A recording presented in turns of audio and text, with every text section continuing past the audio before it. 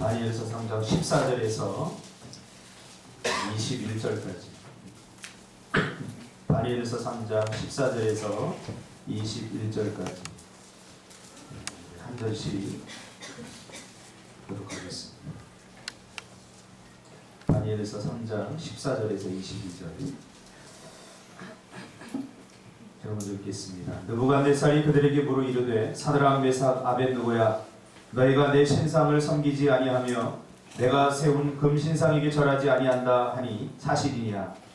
이제라도 너희가 준비하였다가 나팔과 피리와 수금과 사명금과 양금과 생황과 및 모든 악기들을 들을 때 내가 만든 신상 앞에 엎드려 절하면 좋거니와 너희가 만일 절하지 아니하면 즉시 너희는 배들이 하나님 풀무불 가운데 던져나갈 것이니 이미 너희를 내 손에서 건져낼 신이 누구이겠느냐 하니.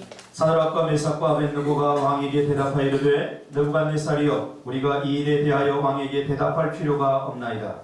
왕이여, 우리가 섬기는 하나님이 계시다면 우리를 맹렬히 타는 풀무불 가운데에서 능히 건져내시고 왕의 손에서도 건져내시리이다.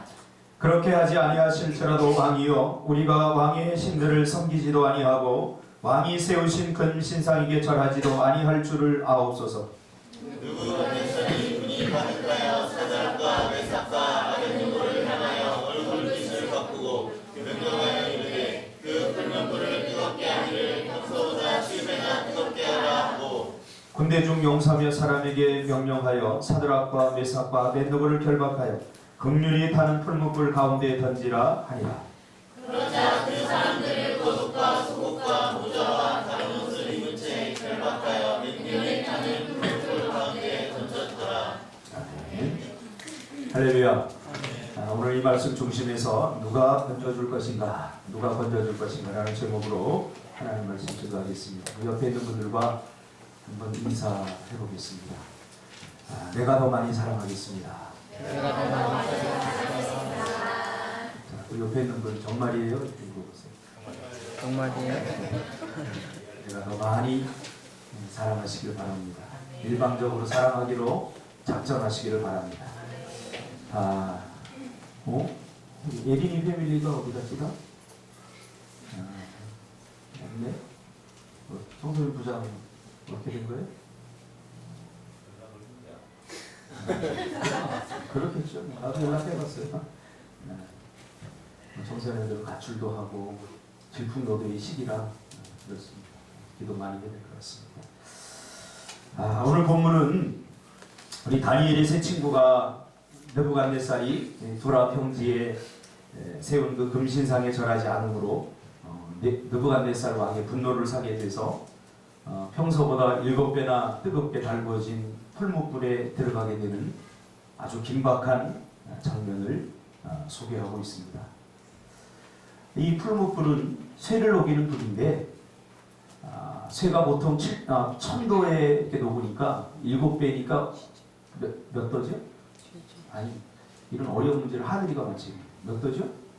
7,000도인 것 같습니다.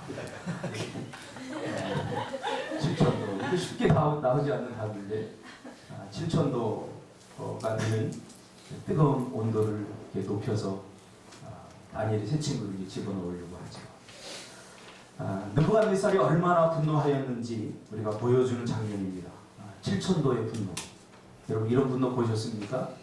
가끔 상진이가 아버지하고 통화를 하고 나서 아버지가 분노하셨다 이런 이야기를 저한테 가끔 하는데 아마 이 7,000도의 분노는 아니었을 것입니다. 아주 얼마나 분노했는지 풀무불을 7배나 뜨겁게 하라 이렇게 명령을 내리죠. 우리 그 말 중에 분노 찬 사람들이 하는 이야기가 있습니다. 연속극이나 이런 데 보면 갈기갈기 찢어 죽여도 성이 차지 않겠다. 여러분 생각해 보세요.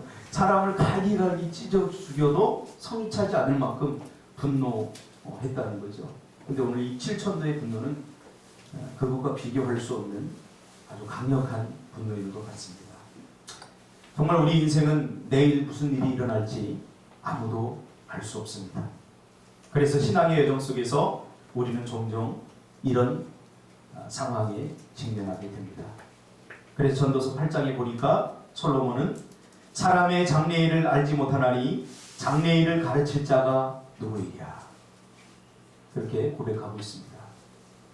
느부갓네살이 꿈을 꾸고 그 꿈의 내용과 꿈의 의미를 명쾌하게 해석해 줄 사람이 없었던 왕이 번민하고 있을 때 하나님의 도움을 잊고 사는 다니엘이 이 꿈을 해석해 주자 다니엘의 무릎 앞에 그 무릎을 꿇고는 이 느부갓네살이 뭐라고 이야기합니까? 너의 하나님은 참으로 모든 신들의 신이요 모든 왕의 주제시로다. 그러면서 포로 신세인 이 다니엘에게 무릎을 꿇고 절하면서 다니엘에게 온 바벨론을 다스릴 수 있는 그러한 정치적 권력을 주고 또 다니엘의 세 친구에게 지방을 다스릴 수 있는 그러한 은혜를 베풀었던 이 느부갓네살 왕이, 극진하게 대접하고 존중해 주었던 이 느부갓네살 왕이 하루아침에 어떻게 변합니까? 그들을 7배나 타는 풀무불에다가 던져버려라. 이렇게 분노하게 되는 거지. 하루아침에 전세가 역전되는 거지. 불과 얼마 전까지만 해도 극진한 대접을 받았는데 이제는 죽어야 되는 시세로 전락해 버린 거죠. 이것이 바로 우리 인생입니다. 내일 무슨 일이 일어날지 우리는 전혀 알 수가 없습니다. 그리고 이 장면은 우리가 의지하는 사람들의 실상을 보여주고 있는 것입니다. 우리가 사람들을 의지할 때 사람들은 언제든지 내 앞에서 이렇게 느부갓네살처럼 변할 수 있다는 거죠. 여러분은 어떤 사람들을 의지하고 있습니까? 자기의 기분과 감정, 자기의 유익에 따라서 자신도 통제하지 못하고 자기도 자기 자신을 믿지 못하는, 그래서 순간적으로 이렇게 변해버리는 것이 바로 사람의 모습이다. 그래서 우리가 보게 되는 거죠. 이것을 깨달았던 솔로몬은 잠언서 29장 25절로 26절에 이렇게 이야기하죠. 사람을 두려워하면 올무에 걸리게 되거니와 여호와를 의지하는 자는 안전하리라. 주권자에게 은혜를 구하는 자가 많으나 사람의 일의 작정은 여호와께로 말미암느니라. 어려운 일을 당할 때, 문제를 당할 때 여러분 마음속에 가장 먼저 떠오르는 사람이 누굽니까? 여러분은 누가 나를 도와줬으면 좋겠습니까? 여러분이 의지하고 있는 사람은 도대체 누구입니까? 또 하나는 우리가 신앙생활을 잘해야지 그러면서 신앙생활을 제대로 하는 것이 하려고 이렇게 뜻을 정하면 반드시 이 뜻은 도전받게 되어 있다는 것입니다. 믿음이 없는 사람들, 세상 사람들은 우리가 신앙생활 잘해야지 이렇게 뜻을 정하면 때로는 그것이 이유가 되어서 오늘 느부갓네살 왕처럼 노를 바랄 수도 있다는 것을 우리가 기억해야 됩니다. 우리가 신앙의 뜻을 정하고 뜻을 굽히지 않는 것이 믿음 없는 사람들, 세상 사람들에게는 분노할 수 있는 그런 원인이 될 수도 있다는 거죠. 제가 경험한 바에 의하면 사람들은 신앙 문제에 그렇게 너그럽지 않습니다. 믿음 문제에 그렇게 너그럽지 않습니다. 신앙이 결부되지 않고 믿음이 결부되지 않을 때는 관계가 얼마나 좋은지 몰라요. 너무너무 잘해주고 너무너무 선하고 좋은 사람인데 거기에 신앙의 문제가 딱 대두가 돼버리면 하루아침에 돌변해요. 제가 군대에 들어갔는데 제가 좀 축구를 좀 좋아하지 않습니까? 제가 지금도 20대들하고 축구하는데 제가 20대 때는 좀 잘한 것 같아요. 제가 생각해요. 할렐루야. 아멘. 믿지 않으면 어쩔 수 없고. 그래서 딱 가니까 중대에서 서로 뽑아가려고 그래요. 저를. 얘 좀 축구 좀 한대. 그래서 서로 뽑아가려고 그래서 제가 선택을 했어요. 어느 곳에 가면 더 좋을까? 그래서 본부중대로 가면 좋을 것 같더라고요. 본부중대는 쉬워요. 그래서 본부중대 통신소대로 제가 이렇게 갔어요.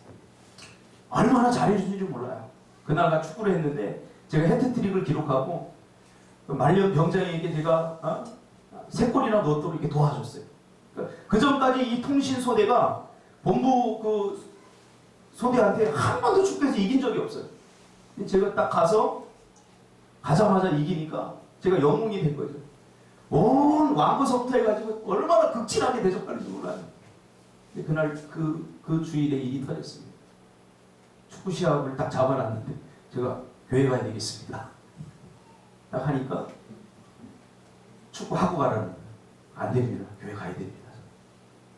온갖 협박과 그럼에도 불구하고 제가 갔습니다. 그 다음부터 태도들이 싹 바뀐다. 그렇게 잘해주던 고참들이 저를 갈구기 시작하는데 정말 힘들었어요. 그러면서 내 그럴 줄 알았다. 저 환자, 기독교 환자, 개독교 막 그러면서 그때 개독교란 말이 없었어요. 얼마나 저를 핍박하는지 몰라요. 이 신앙 문제, 믿음 문제가 대두가 되면 사람들의 태도가 확 돌변합니다. 대충 신앙생활 하는 사람들은 제외입니다. 아, 나는 신앙생활 하는 것 때문에 핍박을 받아본 적이 없다. 사람들로부터 따돌림을 받아본 적이 없다. 그런 사람들은 본인이 이렇게 생각하는데 나는 대충 신앙생활을 합니다. 그럼 믿음으로 살려고 하는 사람들에게는 반드시 겪어야 되는 과정 아니겠습니까? 심지어 가까운 부모님, 친척들까지도 내가 믿음이 없다면 내가 신앙생활을 하는 것에 대해서 그렇게 너그럽게 봐주는 사람들이 그렇게 많지 않은 것 같아요. 오늘 다니엘처럼 뜻을 정하고 제대로 신앙생활을 하려면 항상 도전을 받게 되는 거죠. 신앙생활이 반명을 주냐, 교회가 또 하나님이 내 인생을 책임져 주냐, 돈 벌어야지, 공부해야지, 좀 즐겨야지, 효도해야지 그러면서 극단적으로 우리를 코너에 몰아넣기 있습니다. 이때 너희는 먼저 그의 나라와 그의 의를 구하라. 이게 흔들리기 시작하죠. 마치 태안 집사처럼. 먼저 그의 나라와 그의 의를 구하라. 먼저가 나중이 되고, 그렇죠? 이게 먼저가 나중으로 바꾸고 싶은 강한 유혹에 시달릴 때가 한두 번이 아닙니다. 얼마나 많은 사람들이 여기에 무너지는지 모릅니다. 이처럼 오늘날 예수 믿는 것은 아주 예민한 문제입니다. 종교가 뭐냐? 불교, 천주교 그러면 좀 너그러워잖아요. 그런데 기독교 이렇게 밝히는 순간부터 참 곤란해지고 애매해집니다. 오늘 이 느부갓네살을 보면 우리가 알 수 있지 않습니까? 느부갓네살은 절대 너그럽지 않죠. 절대 너그럽지 않죠. 이게 영적인 문제고 신앙적인 문제이기 때문에 그런 거죠. 이렇게 우리가 하나님 앞에 제대로 신앙생활을 하려면 그리고 다니엘처럼 뜻을 정하면 도전을 받기 마련입니다. 우리는 그렇게 생각하죠. 내가 하나님 앞에 뜻을 정했습니다. 하나님 도와주세요. 내가 뜻을 정하면 우리의 길이 형통할 것이라고 예상하고 우리의 길이 시온의 별처럼 활짝 하나님께 열어주실 것이라고 우리가 예상을 합니다.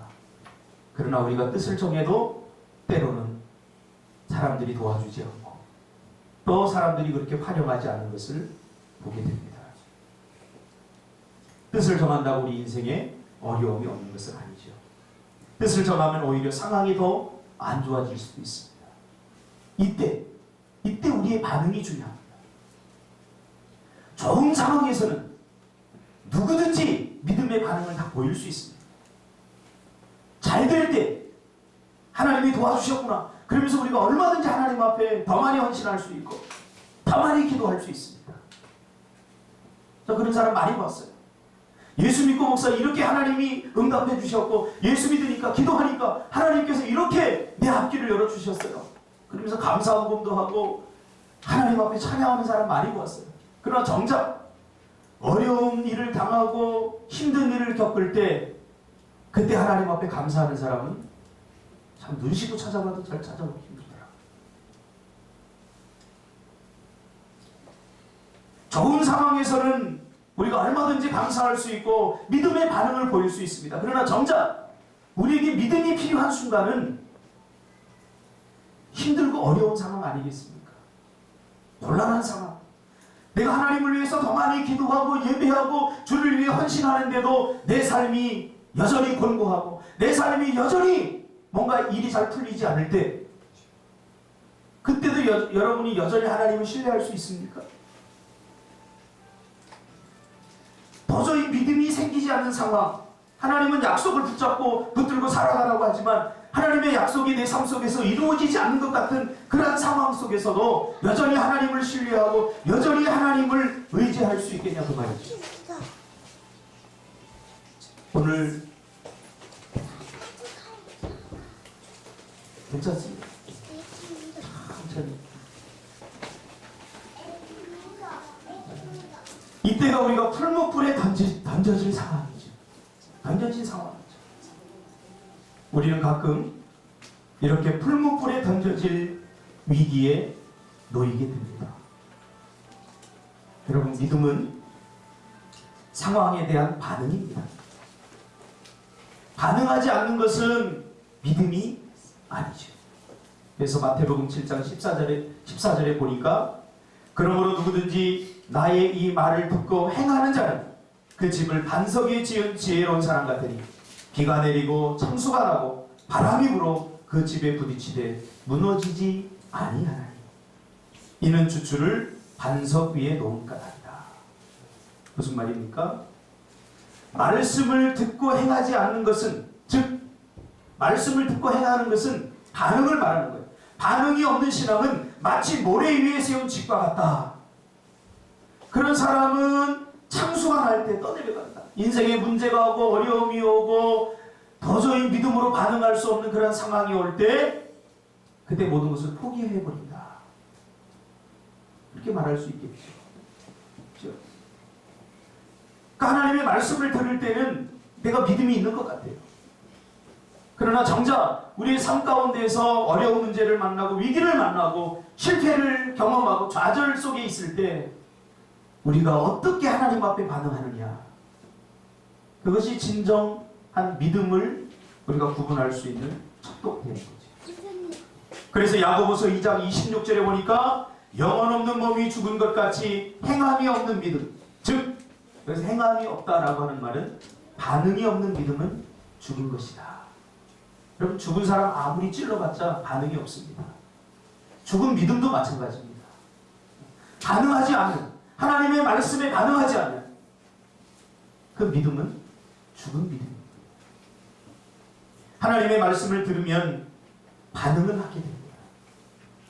마치 에스겔 골짜기의 마른 뼈가 에스겔이 하나님의 말씀을 대언하자 힘을 얻고 살이 붙어서 거룩한 붕대가 되듯이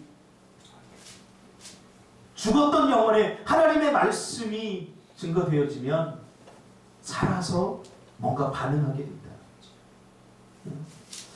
저는 설교자로서 때로는 이 설교하는 것에 회의를 가끔 느낄 때가 있어요. 언제냐면 내가 지금 개척한 지 6년째인데 개척 멤버들이 여기 있는데 이렇게 수많은 말씀들이 증거되어지는데 여전히 우리의 삶이 변하지 않을 때 그때 약간 조금 회의는 아니죠. 본질적인 회의는 아니지만 야, 이 말씀을 계속 전해야 되나? 작년부터는 제가 이 말씀을 좀 바꿨어요. 제가 예화도 많이 집어넣고 말씀이 화려하게 했었는데 그게 필요한 게 아니다. 돌직구가 필요하다. 돌직구. 빠져 죽어가는 사람에게 설명할 필요 없이 돌직구를 알려야 된다. 그런 생각을 하게 됩니다. 많은 사람들이 하나님의 말씀을 듣고도 반응하지 않고 죽은 척합니다. 알긴 아는데 이게 잘 안 돼요. 반응을 하면 되는데 하나님의 말씀은 듣고 즐기라고 주신 말씀이 아니라 이 말씀대로 살라고 주셨는데 오늘 많은 그리스도인들이 하나님의 말씀을 들으면서 무슨 생각을 하고 있나? 그래, 다 목사님의 말씀 옳은 말씀이야. 맞아, 믿음으로 살아야지. 그런데 그렇게 살면 안 될 것 같아. 그렇게 살면 회사에서 쫓겨날 것 같고, 그렇게 살면 사람들과의 관계가 끊어질 것 같고, 그렇게 살면 손해볼 것 같고, 그렇게 살면 안 될 것 같아. 이런 생각이 지배적이란 말이야. 정작 믿음 좋았던 청년들이 직장을 들어갈 때 주의를 성수할 수 있느냐 없느냐, 이 앞에서 많은 청년들이 무너지는 것을 보게 됩니다. 그렇다면 신앙생활은 실존입니다. 이것 하나 우리가 선택하는 데 있어서 이런 것조차도 갈등하고 있다면 우리의 믿음은 다시 우리가 점검을 해봐야 될 문제입니다. 우리 신앙이 큰 것 잘못해서 막 큰 죄를 지어서 우리가 문제가 아니에요. 우리가 마땅히 해야 될 것, 우리가 하나님의 백성으로서 하나님의 자녀로서 마땅히 해야 될 것, 그것을 하지 못함으로 문제가 오고 위기가 오는 것 아닙니까? 청년들한테 제가 그래요. 여러분 기도해야 됩니다. 제 귀에 들려오는 소리가 기도해야 되는 거 알죠? 근데 새벽 기도하기 너무 힘들어요. 너무너무 힘들어요. 안다는 거예요. 기도해야 되는 거 압니다. 그러나 기도하기 힘들어요. 이게 우리의 문제예요. 말씀을 듣는데 반응하지 않아요. 근데 야고보서에 보니까 말씀을 듣고도 반응하지 않고 죽은 믿음이라고 이렇게 말했어요. 근데 또 그런 소리는 우리 듣기 싫어요. 당신 믿음 없어. 이 소리는 듣기 싫어요. 칭찬해주고 격려해주는 거 좋았는데 꼭 집어서 그럼 믿음이 없는 거다 이렇게 말하면 굉장히 기분 나쁘고 자존심 상해요. 이 좋지 않은 상황에 지금 이 다니엘의 세 친구가 위기의 측면에 있지 않습니까? 이 상황에 느부갓네살이 15절에 즉시 너희를 맹렬히 타는 풀무불 가운데 던져놓을 것이니 너희를 내 손에서 건져내시니 누구이겠느냐. 그러면서 이렇게 강력하게 나올 때 다니엘의 세 친구의 반응을 보십시오. 다니엘의 세 친구는 어떻게 반응합니까?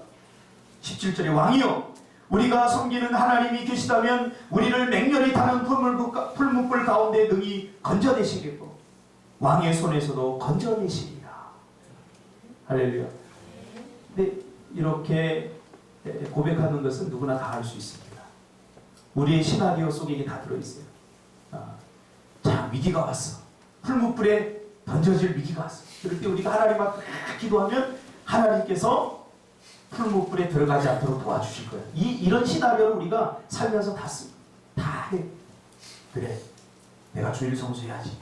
다 했는데 회사에서 주영아 오늘 주일은 좀 회사에 좀 나와야 되겠는데 네, 그러면 하나님은 어떻게 합니까? 위기에 이제 직면하게 된 거지.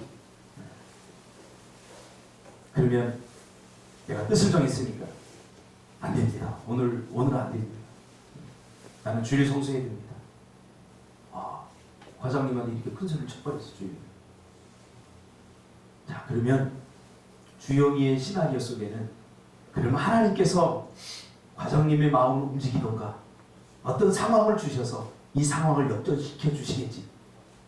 그렇죠? 그런 배짱으로 우리가 이렇게 도전합니다. 근데 오늘 본문에 보니까요. 다니엘의 세 친구가 진짜로 던져지니까 시나리오 끝났어요. 손에 안 먹여 주시겠지. 뜻을 정하면 하나님이 실패하지 않게 해주겠지. 던져지지 않겠지. 우리가 쓰는 시나리오는 여기까지인데 그래서 하나님 앞에 도전하고 뜻을 정하는데 그러나 그런 일은 우리에게 일어나지 않는다는 거죠. 그리고 다니엘의 세 친구는 풀무불에 던져지는 거죠. 18절이 중요합니다. 18절. 자, 건져내시겠고 우리는 건져지지 않으면 어때? 불평하고 원망하잖아요. 내가 하나님을 위해서 이렇게 헌신했는데 이렇게 기도도 많이 했는데 이렇게 내가 열심히 주님을 예배하고 찬양했는데 하나님 왜 건져주시지 않는 겁니까? 그러나 다니엘의 세 친구의 진정한 믿음은 18절에 나오죠. 그러나 그렇게 하지 아니하실지라도 왕이여 우리가 왕의 신들을 섬기지도 아니하고 왕이 세우신 금신상에게 절하지 아니할 줄을 아옵소서. 오늘 본문에서 이것이 진정한 믿음이라고 하죠. 하나님께서 나를 건져주실 거야. 그것도 좋은 믿음이지만 진정한 믿음은 그렇게 하지 아니하실지라도. 오늘 한국교회 많은 그리스도인들이 여기서 무너집니다. 하나님께서 건져주시겠지. 여기까지만 쓰는 것이나요. 그 다음은 생각 안 하는 거예요. 하나님께서 설마 나를 망하게 하지 않겠지. 나를 대학에서 떨어지지 않게 하겠지. 성공할 수 있을 거야. 지금은 힘들고 어렵지만 반드시 실패하지 않을 거야. 여기까지만 시나리오를 써요. 그래서 하나님께서 그때 개입해 주시면 우리는 얼마든지 하나님을 찬양할 수 있지. 얼마든지 하나님 감사할 수 있지. 근데 그 다음이 문제죠. 풀무불에 들어가면 어떡할 거야? 오늘 다니엘의 세 친구의 믿음이 풀무불에 하나님께서 들어가지 않게 하실 것입니다. 그러나 만약에 하나님께서 우리를 풀무불에 던진다고 할지라도, 우리가 극렬히 타는 그 풀무불에 들어가서 우리가 다 타서 없어진다고 할지라도, 우리는 절대로 왕이 세우신 금신상에게 절하지 않겠습니다. 왕의 분노를 더 바라게 하는 거죠. 그래서 불이 확 던져버리지 않습니까? 죽고자 하면 살 것이요, 살고자 하면 죽을 것이다. 여러분, 누가 우리 인생의 위기 가운데 건져줄 거라고 생각합니까? 건져줄 것만 생각하지 마십시오.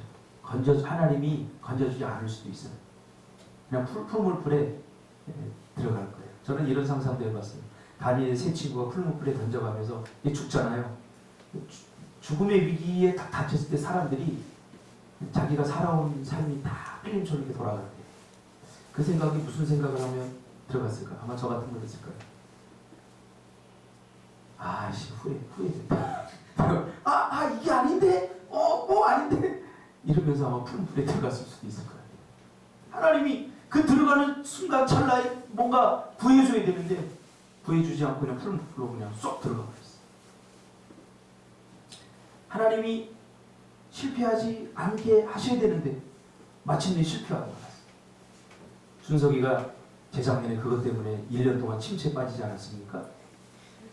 1년 동안 편입 준비를 하고 기도하면서 준비하고 열심히 추석 때 고향에도 가지 아니하고 찬양 인도하고 기도하면서 1년 동안 편입 준비를 했는데 그만 떡 떨어져 버렸습니다.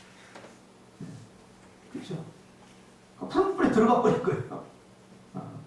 만약에 그때 붙었으면 준석이는 난리 났을까? 하나님을 찬양하고. 근데 풀무불에 쏙 들어가 버리니까 이게 게임 끝난 거죠. 그 다음부터 준석이의 삶은 피폐해졌습니다. 찬양 속에서 전혀 영성을 느낄 수 없었고 그가 기도하는 모습을 전혀 찾아볼 수 없었어요.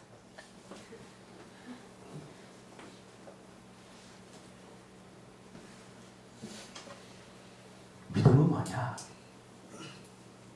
기꺼이 안 되더라도 하나님을 향한 신뢰를 저버리지 않는 거예요. 망하더라도 하나님을 향한 신뢰를 저버리지 않는 거예요.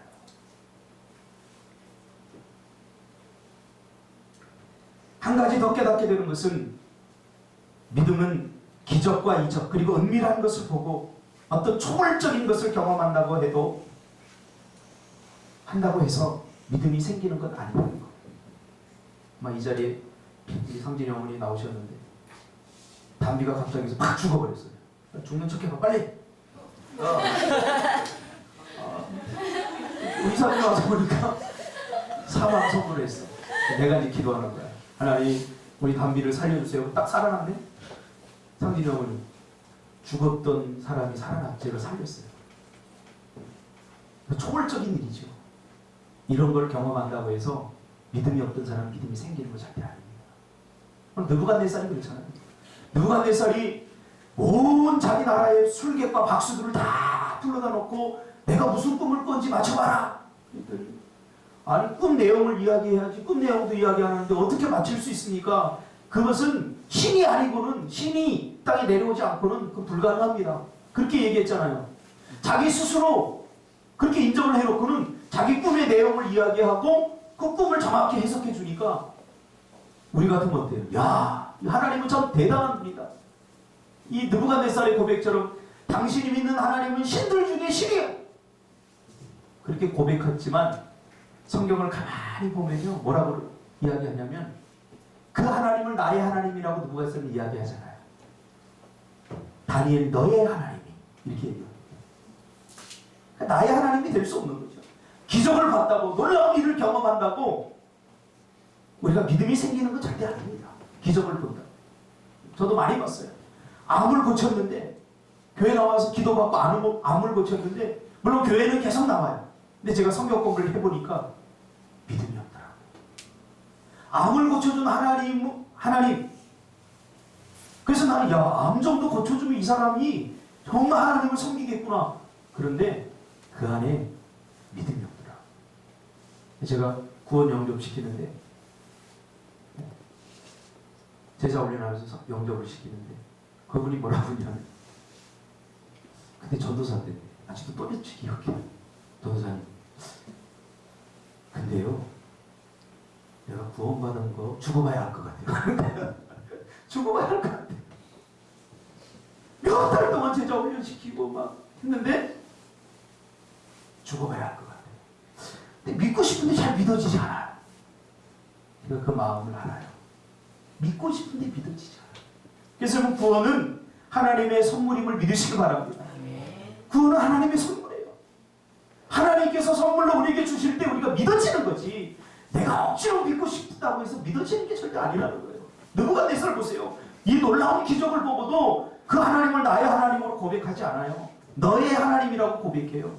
그리고는 얼마 되지 않아서 그 하나님을 섬기는 다니엘과 그 세 친구를 향해서 칼을 갈면서 죽이려고 하잖아요. 에베소서 2장 8절 9절에 보니까 너희가 그 은혜를 인하여 믿음으로 말미암아 구원을 받았으니 이것이 너희에게서 난 것이 하나님의 선물이다. 그래서 믿음이 생기려면 믿음을 발생시키는 복음을 자꾸 들어야 됩니다. 들려줘야 됩니다. 그래서 로마서 10장에 전파하는 자가 없이 어찌 들으리요. 그래서 믿음이 없는 사람들은 하나님의 말씀을 자꾸 들려줘야 돼요. 믿음이 없는 사람일수록 성경을 봐야 되고 교회에 자꾸 나와야 돼요. 그리고 믿음이 생길 수 있는 자리, 하나님의 말씀을 들을 수 있는 자리에 자꾸 나와야 돼요. 제가 수요일날도 그랬어요. 성경 하루에 한 번 보는 사람과 그리고 한 달에 한 번 보는 사람의 믿음의 질은 같을 수가 없다. 일주일에 주일날 한 번만 와서 예배드리는 사람과 일주일에 2번 예배드리는 사람의 신앙의 수준이 같을 수가 없다. 제가 무슨 말 하는지 알죠? 한 번 잘 들으면 되죠. 그러면 안 돼요. 그러므로 우리 인생의 어떤 순간, 어떤 상황, 어떤 문제 속에 갇혀도 결국 그 상황에서 건져주실 분이 누구인지를 우리는 분명히 해야 돼요. 또 하나는 내가 생각하는 시간에, 내가 원하는 시간에, 내가 생각했던 시나리오대로 하나님께서 응답해 주지 않더라도, 나를 건져주시지 않더라도 여전히 그 하나님을 신뢰하고 믿음의 반응을 보일 수 있는 것, 그것이 진정한 믿음이라는 사실이죠. 심지어 건져주지 않을지라도 믿음을 지켜내려는 하나님에 대한 신뢰가 있어야 된다는 겁니다. 이 믿음을 성경에서는 무슨 믿음이라고 하느냐? 순전한 믿음이다, 이렇게 말합니다. 욥기의 주제이기도 하지 않습니까? 욥기의 주제는 누가 고난을 이길 수 있느냐? 누가 고난을 이길 수 있습니까? 순전한 믿음을 가진 사람. 욥이, 우리도 믿음의 조건이 붙으면 그건 더 이상 믿음이 아닙니다. 우승이도 그건 알아요. 우승아, 진정한 사랑은 뭐야? 조건이 없는 거지. 조건이 붙는 순간 그 사랑은 약해집니다. 내가 저 사람을 사랑하는데 잘생겼기 때문에, 내가 저 사람을 사랑하는데 나에게 잘해주기 때문에, 근데 그 조건이 깨져버리면 더 이상 사랑하지 못하게 됩니다. 그 사람은 분노로 변합니다. 미움으로 바뀝니다. 하나님의 사랑도 마찬가지예요. 하나님이 나에게 복을 주시기 때문에, 나를 좋은 대학에 들어가게 해주시기 때문에, 나를 좋은 직장에 들어가게 해주셨기 때문에, 하나님이 나에게 어떤 축복을 주시고 은혜를 주셨기 때문에 내가 그 하나님을 향해서 믿음의 반응을 보이는 것, 누구나 다 할 수 있어요. 누구나 다 할 수 있어요. 그러나 기꺼이 주를 위해서 죽을 일이 생길 때, 기꺼이 망하게 되었을 때, 기꺼이 손해보게 되었을 때, 그때도 여전히 하나님은 나의 하나님입니다. 그러면서 불평하고 원망하지 않고, 그리 아니하실지라도, 내가 여기서 망한다고 할지라도, 내가 여기서 죽는다고 할지라도, 내가 여기서 내 생명이 끝난다고 할지라도 하나님을 향한 신뢰를 저버리지 않을 때 우리는 어떤 고난도 이겨낼 수 있고 우리는 그 순간에서도 하나님을 향해 찬양할 수 있고 감사할 수 있습니다. 삼류신앙은 잘 될 때만 감사합니다. 인류신앙은 잘 안 되지. 주의 일을 했음에도 불구하고 준석이처럼 떡 떨어져. 아직도 또 이 소리만 듣고 가슴이 막 벌렁거리죠. 막 이런 밑에 잠재되어 있던 내 상처가 막 올라오죠 지금. 목사님 왜 또 저 소리를 하는 거죠? 그러나 그리 아니하시지만 여전히 하나님을 향해서 우리 믿음의 반응을 보이고 그 하나님을 위해서 찬양합니다. 그 사도 바울이 이렇게 고백했어요. 이것을 내가 죽어도 좋고 살아도 좋다. 그러니까 가장 약한 신앙은 잘 될 때만 하나님 앞에 감사하고 잘 될 때만 하나님 앞에 기뻐하는 거예요. 안 될 때도 기뻐할 수 있다면 이 사람은 참된 복음의 비밀을 깨달은 사람, 참된 은혜의 비결을 깨달은 사람. 저는 지난 1년 동안 그것을 깨달았어요. 목회가 잘 안 돼요. 당진이 형은 목회가 잘 안 되더라고요. 저는 목회 딱 시작하면 100명 첫 해, 다음에 200명, 500명 해서 한 6년, 한 10년 되면 한 1000명 성도를 놓고 내가 전국을 돌아다니며 부흥회도 하고 내가 그래야 되겠다 했는데 웬걸요? 처음에는 좀 부흥하는 것 같더라고요. 근데 재작년에요 싹 떠났어요. 성도들이 다 빠져나갔어. 근데 하나님이 그때 저에게 부르셨어요. 야, 이래도 감사할 수 있나? 근데 내 믿음의 수준을 저는 적나라하게 봤어요. 제 안에는 목회적 성공에 대한 야망이 없는 줄 알았는데 제 안에 있더라. 그러면서 은근히 제 동기들하고 같이 이렇게 개척을 했는데 은근히 제가 비교하거든요. 야, 저희는 학교 다닐 때 공부도 잘했는데 지금 먹기 시작했는데 우리는 지금 시작한 지 1년도 안 돼 20년 됐는데 쟤는 5년도 안 되네. 순전하지 못한 거지. 그러나 지금은 감사할 수 있어요. 여기 있는 사람이 다 떠나가요. 저는 감사할 수 있어요. 제가 개척을 하고 한 번도 사례비를 받아보지 못했어요. 그래서 좀 감사해요.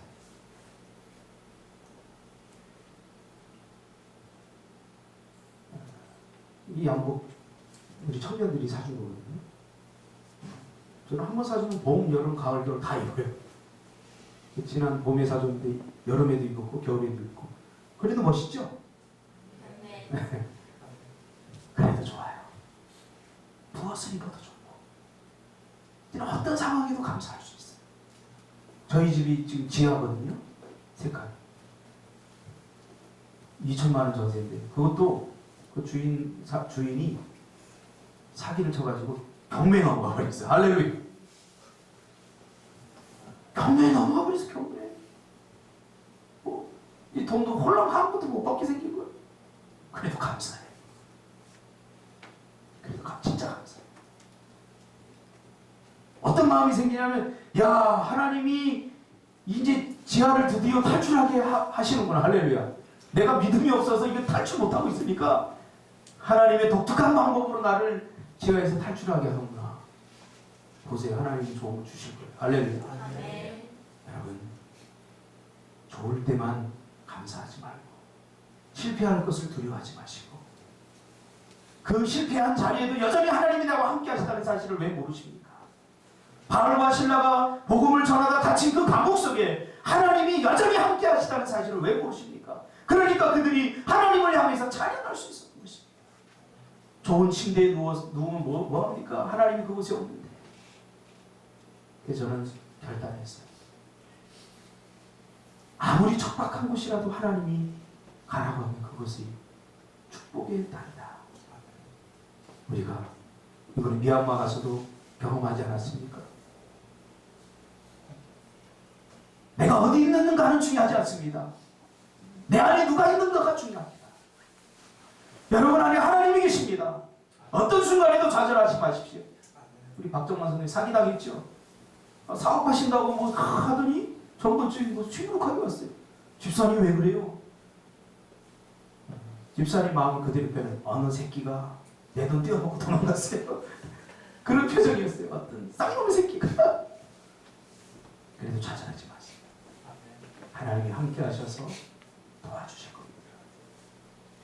지금 당장은 풀무불에 던질 것 같은 앞문이 막히고 뒷문이 막히고 가까워서 아무것도 안 보이는 것 같아요. 여전히 하나님은 나를 도우실 것이고 이렇게 하다 망해도 하나님의 뜻이라면 기꺼이 나 망하겠다라고 고백할 때 하나님이 나를 가만히 두시지 않는다는 사실 기도하겠습니다. 걸어가신 아버지 하나님 감사합니다. 오늘도